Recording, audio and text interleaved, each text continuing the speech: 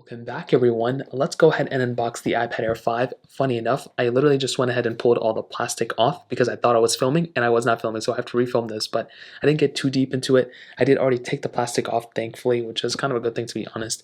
And I went ahead and unboxed this just like so, and it was a smoother way to go ahead and pull out versus my iPhone SE3. For some reason that did not want to come out. We got the top off. So we did get the top off finally, and we have the iPad Air right here, which comes at the top.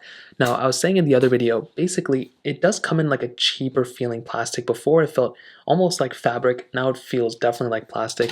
And we can go ahead and kind of, from here what we can do is we can go ahead and take this thing off just like so.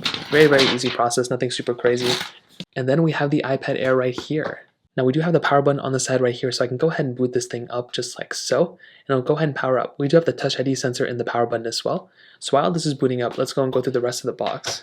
So within here, we do have the little pamphlet, so we can go and take this out, and we do have quite a few documents in here. This thing is kind of stacked, which is very interesting.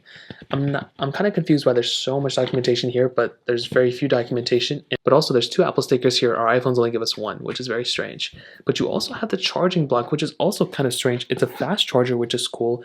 This thing is cheaper than an iPhone 13, so I still don't understand why we don't have it in iPhones, but we still have it in iPads. I'm not complaining, but it's cool. And you also have a USB Type-C to USB Type-C charger as well, not Thunderbolt, so keep that in mind.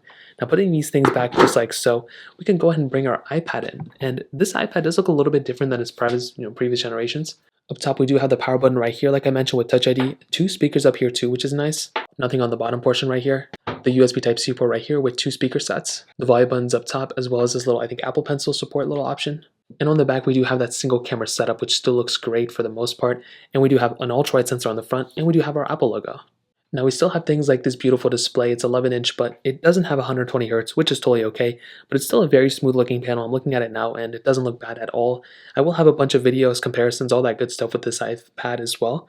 So keep it locked down on the channel for that, but that kind of covers it. If you guys have any other questions or anything like that, let me know in the comment section below. Hit the like button, that would mean so much, but definitely hit that subscribe button. More importantly than everything else, I love every single one of you guys. Hopefully I'll catch you guys in the next video. Peace out till then.